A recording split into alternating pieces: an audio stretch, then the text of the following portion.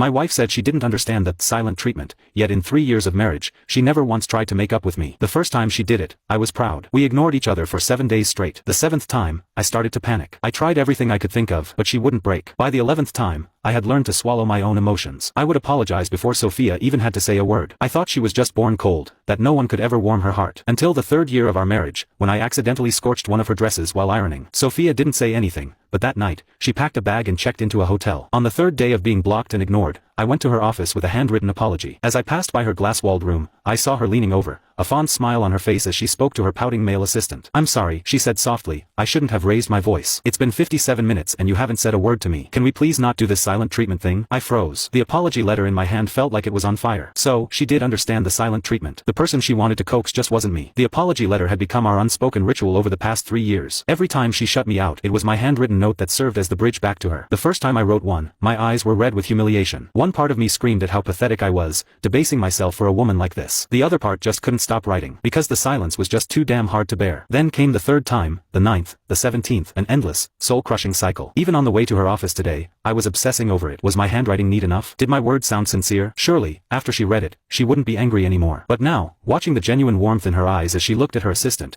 a chill shot up from my feet and seized my entire body. So, she did understand the silent treatment. The person she wanted to coax just wasn't me. While Sophia was in a meeting, I asked her assistant to meet me. As I ordered our coffee, I studied the young man across from me. He wasn't as handsome as me, his features were merely pleasant. He was thin, lacking any real masculine presence. As for family background, Sophia and I came from similar standing. He was just an intern. By every measure, he couldn't compare to me. But I had still lost to him. In 3 years of marriage, Sophia had given me the silent treatment countless times, and not once had she tried to break it. I had convinced myself she was just a cold person, that it was her nature. Today, I learned that was a lie. Sophia could smile with affection. She knew how painful the silence could be. She knew you had to swallow your pride to make a man happy. But I didn't understand. Where did I lose? That's why I asked him to meet me. I needed the answer. Alex hadn't expected my question. The nervous, caught by the wife, expression on his face froze. Disbelief flashed in his eyes. "That's all you want to know?" The letter in my hand felt scorching hot. I crumpled it into a ball and shoved it into my bag. Then, with a sincerity that was almost painful, I asked again. "Yes, that's all I want to know. Can you tell me, where did I lose?" Alex smirked. Then, realizing I was serious, the smirk slowly morphed into a look of pity, of compassion for a lesser being. He took a sip of his coffee, revealing a classic Rolex on his wrist. "Last month, Sophia took me to a gala. I complained that the smell of champagne clinging to her dress was too strong. The next day, this watch was on my desk. I stared at him, stunned. Sophia had been drinking heavily that night. When she came home, her face was flushed. I'm allergic to alcohol. Even the strong scent gives me a rash. So I had offered to sleep in the guest room. She had flown into a rage and didn't speak to me for a week. And this tie, Alex gestured to the dark, patterned tie he was wearing, the gold thread in its design shimmering in the light. Sophia was 3 minutes late letting me off work because of a client meeting. She bought this for me on her business trip to Paris as an apology. I nodded, feeling